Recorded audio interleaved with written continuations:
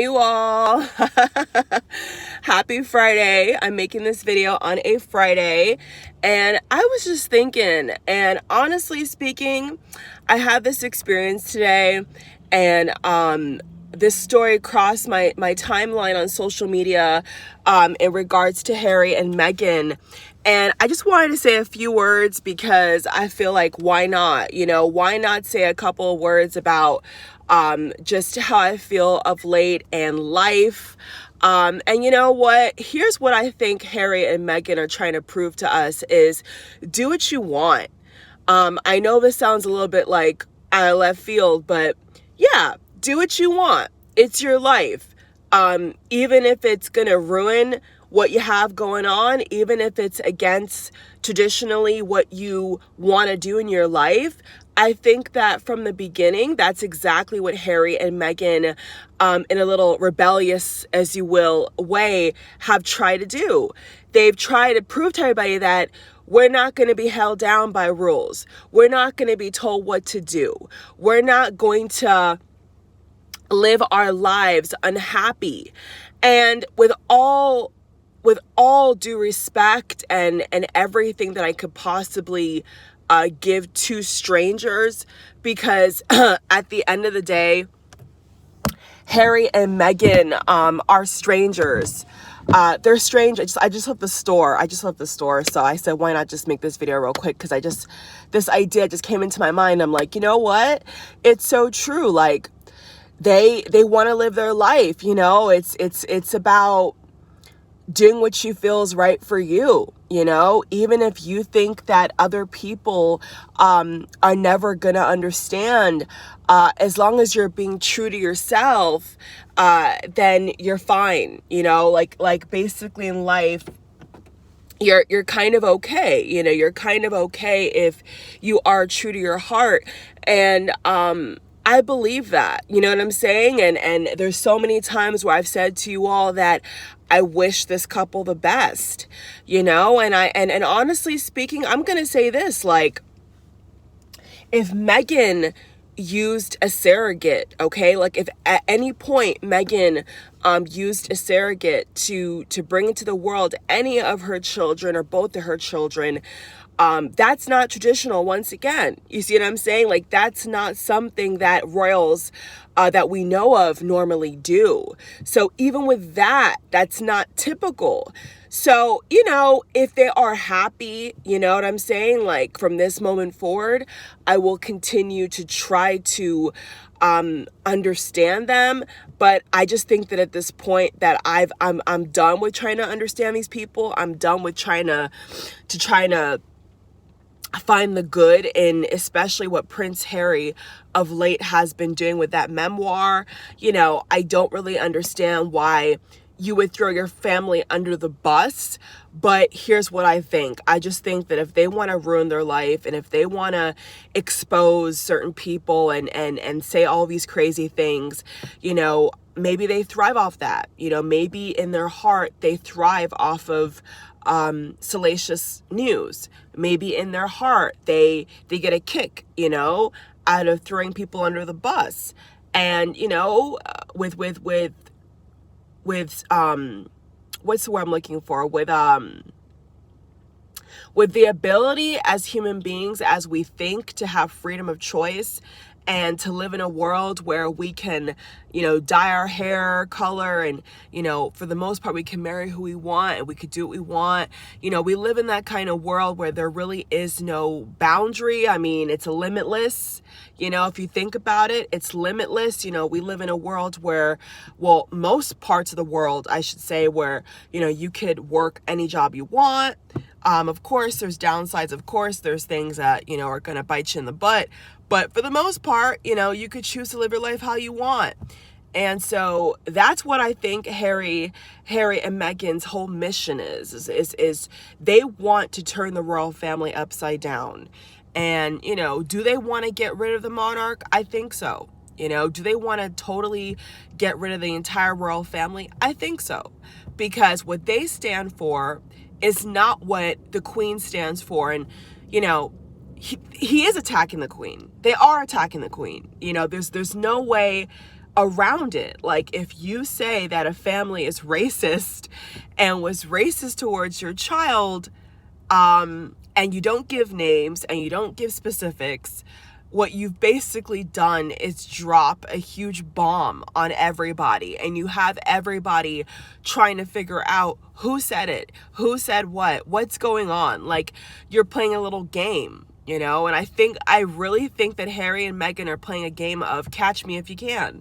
You know, if you can find me on Rodeo Drive, if you could find me in Beverly Hills shopping, paparazzi, catch me if you can. Catch me if you can. Like, it's that kind of energy from Harry and Meghan, where it's like, if you want it, we got it. If you want the gossip, we got it. If you want us to shame and bash the royal family and you hate the monarchs like us, you got it. You know, we're the team. We're the dream team to take down the royal family. And that's really how I see it, you all. So I think that with that said, they're two adults, you know, they are adults like you and me, or young adults for those who are younger. You know, and just getting started in life, or, you know, early 20s like me. And, you know, you may have a lot of life experience, but you don't have a lot of life experience opposed to a lot of people out here, you know. But it depends, you know, some people in their early 20s or early or mid 20s, even late 20s, sometimes they have more life experience than somebody who's 40. You know, it just depends upon what you've gone through in life. You know what I'm saying? It just kind of depends upon what situations you've got yourself into. You know what I mean? And so I think with that said, it's kind of like an energy of like, you know what? Like, that's Harry and Meghan's life. And so in a way, they're making me not want to feel bad for them. Like, in a way, the more that these epiphanies are being downloaded to me, I'm like, they're making me not even want to feel bad for them, because you're choosing to us, right? To us, they're choosing wrongly.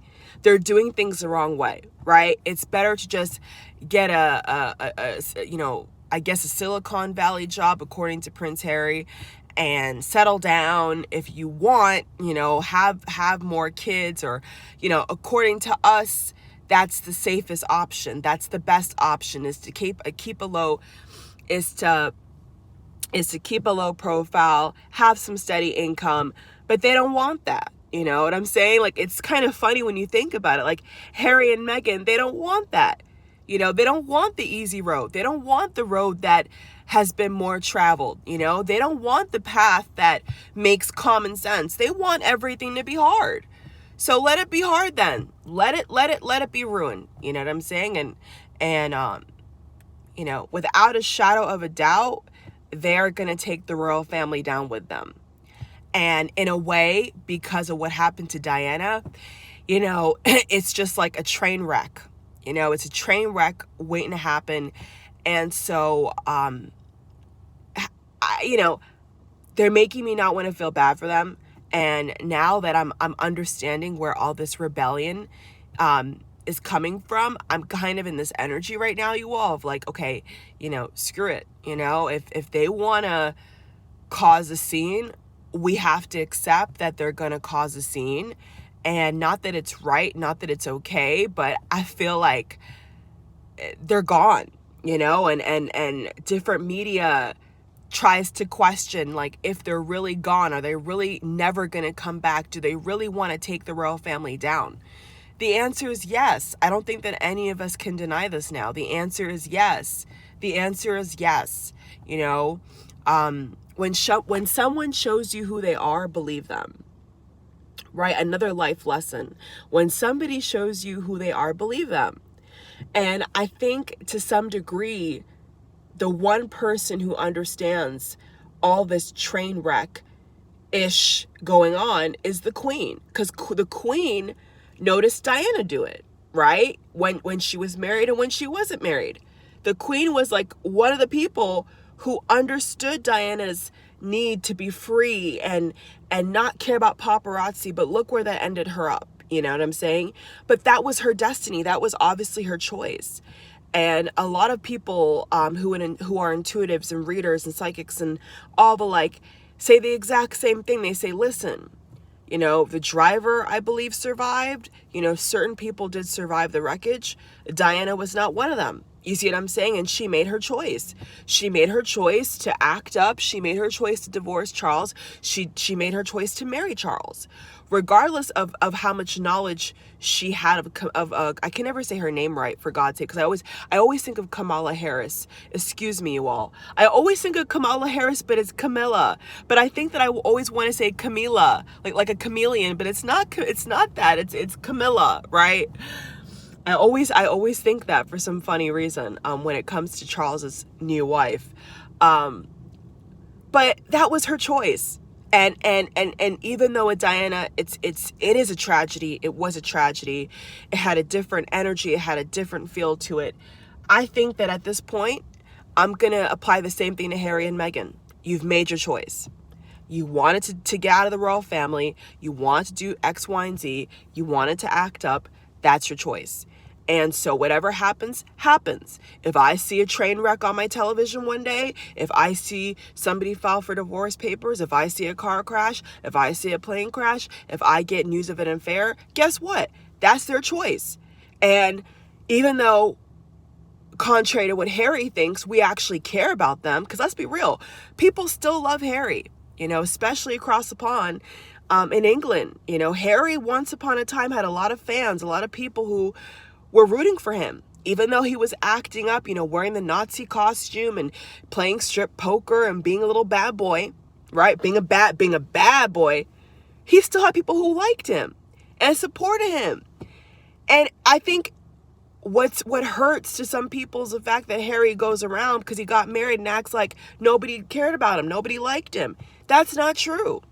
You know, even though Harry was third wheeling with William and Catherine, people still liked him. People still wanted the best for him. And now what do we see? You know, now what do we see? Harry acts like we never cared about him. Harry acts like we don't understand what he's gone through with the loss of his mother. We completely understand.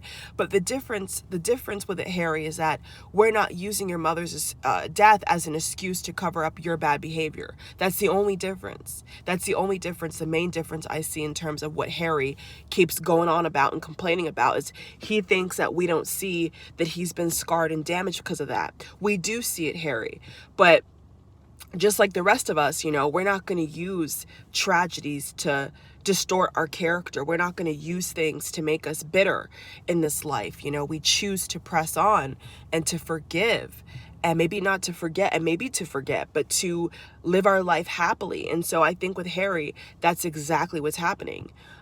We see that angle. We see the angle with Harry and Meghan now, because now Meghan's caught up in this crap and has created this crap as well with Harry alongside Harry. We see it from a different perspective. A lot of us, even the fans of Harry and Meghan, can see it from a perspective of, you know, him being angry at the family and being angry at the firm for, in his opinion, killing his mother and all this conspiracy stuff. And maybe not so much a conspiracy, but according to him, you know, it's like he feels that he's been done wrong and his mother's been taken out of the game.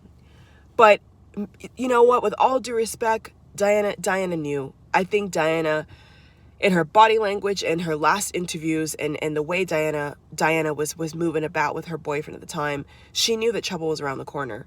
All you have to do is look at the elevator footage with Diana and her boyfriend at the time, and you'll see that Diana knew. Diana knew that that curtain was going to close, but it was a price to pay. It was a price to pay for her freedom, and who she wanted to love. And I think that Harry actually mentioned that at some point. I believe Harry mentioned that in some kind of, was it the podcast? I didn't hear it, but I believe that there was an article I saw where Harry was saying how, oh yes, when he was doing the tapping for his mental health, he was tapping away the anxiety, which he was, I don't know why he was showing that, such a private moment, but he did show it, and that was what he wanted to do. And I believe in that interview or podcast, whatever it was, he was saying how his mother was with a person of color, and he was bringing up the whole racism thing again. But that was her choice. You see what I'm saying? We all have our choices in life. So, hey, if Harry and Meghan want to ruin their life, that's their choice. And so on that note, I'm not going to feel as bad. I'm not going to feel sad if anything happens, because, hey, that was their choice of freedom. And that's how life goes. You know, in this life, we can't get the sun without the rain. And that's just how it goes. You see what I'm saying? You know, if it never storms, we don't see the sun, you know, as bright as it is. We don't get to see, if we don't have bad days, we don't get to witness the good days. And so, you know, I think that if Harry and Meghan want to, you know, write tell-alls and all that, you know what? Good for them. You know, I may not agree with it. I may think it's a bad idea, but you know what? I know what that feels like. I think we all deep down know what it feels like to feel like we're controlled, and that we can't do what we want to do. And you know what? It comes at a cost, you all. It comes at a price. And if that price is their life, that's okay. You know what I'm saying? And I'm not going to feel no kind of way about it. I'm going to say it for the record right now. I'm not going to be surprised. You see what I'm saying? Because the royal family is still the royal family. So I'm not going to be surprised. I'm not going to be surprised when the truth comes out one day in a major way. If tragedy strikes, I'm not going to feel some kind of way.